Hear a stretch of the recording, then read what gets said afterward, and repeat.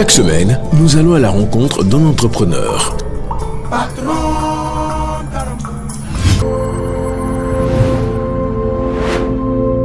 Je suis DG depuis la création de IRDA en 1996.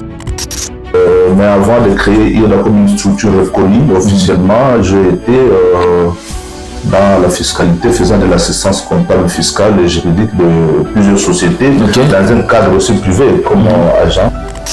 Bon, l'entrepreneuriat, dans un terme plus clair, c'est la création de richesses.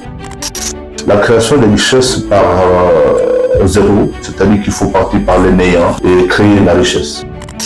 Et là, je tire l'explication, la définition de l'un des professeurs, qui est son âme repose en paix, le professeur Kabealou Bilanchi, qui nous a dit tout simplement, dans le cours de management, il lui a donné un exemple que l'on peut demander à une pierre, pierre, qu'est-ce que vous pouvez me donner?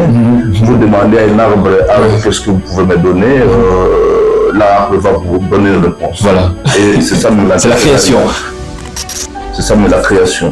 Et il a continué par dire que l'arbre va vous dire, ou bien une pierre va vous dire, rassemblez-moi à 20 ou à 30, allez me vendre chez le constructeur, on va vous donner l'argent.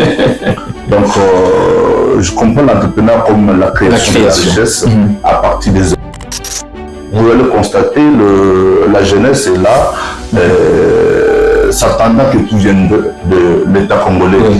Toute difficulté, le regard est jeté au gouvernement, que non, regardez-nous cette situation.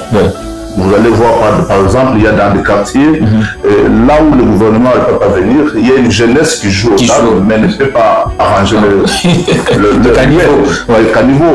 Alors il y a des sanités, par conséquent, c'est mieux de filmer et mettre ça sur les réseaux sociaux. Avoir une capacité de gestion, chose qui manque à la plupart de la jeunesse.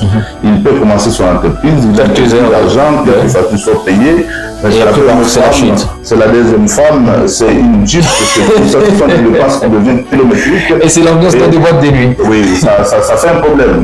Là, dans les boîtes de nuit, on s'appelle boss, on s'appelle patron, et qu'on se dit, on est dans une phase florissante de l'entreprise ou de notre activité, attendez-vous à la chute. La jeunesse doit être orientée vers la création de la richesse pour notre survie et pour notre gouvernement.